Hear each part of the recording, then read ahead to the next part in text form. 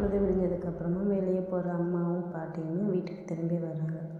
வீட்டுக்கு திரும்பி வந்தப்போ பார்த்துட்டு ஷாக் ஆகிடுறாங்க. வீடம் ஃபுல்லாக ஒரே ரத்தமாக இருக்குது. என் பிள்ளைகள் என்னாச்சுன்னு தெரியலை, என் குழந்தைங்க எங்கே போனாங்கன்னு தெரியலையே அப்படின்னு ரொம்ப பதட்டத்தோடையும் அழுதுகிட்டும் தேடிக்கிட்டு இருக்காங்க. வீடை மட்டும் தேடி பார்க்குறாங்க, எங்கிட்டும் காணோம்.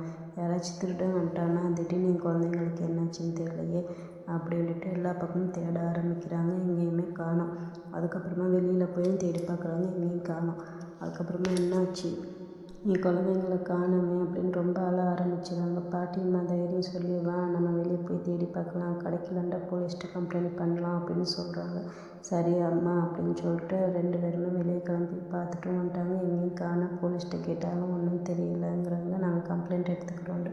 அதுக்கப்புறமா போய் பார்த்தா அங்கே பேய் வந்து அவங்க சாமிக்கிட்ட என்ன வேண்டிச்சோ அதை நிறைவேற்றி கொடுங்க அப்படின்னு சொல்லி கேட்கவும் சாமியை நிறைவேற்றி கொடுத்துட்றாங்க. அது யாராலையும் கொல்ல முடியாத பெரிய பிசாசாக மாறிடுது.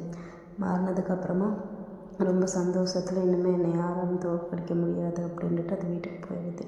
வீட்டுக்கு போனதுக்கப்புறமா அங்கே இருக்கிற ஒரு பொண்ணு வந்து அம்மா இப்படி நடந்தது, நைட் நடந்தது பூரா நான் பார்த்தேன்னு சொல்லிட்டு என்னென்ன நினச்சி எல்லாத்துட்டையும் சொல்லிடுறான்.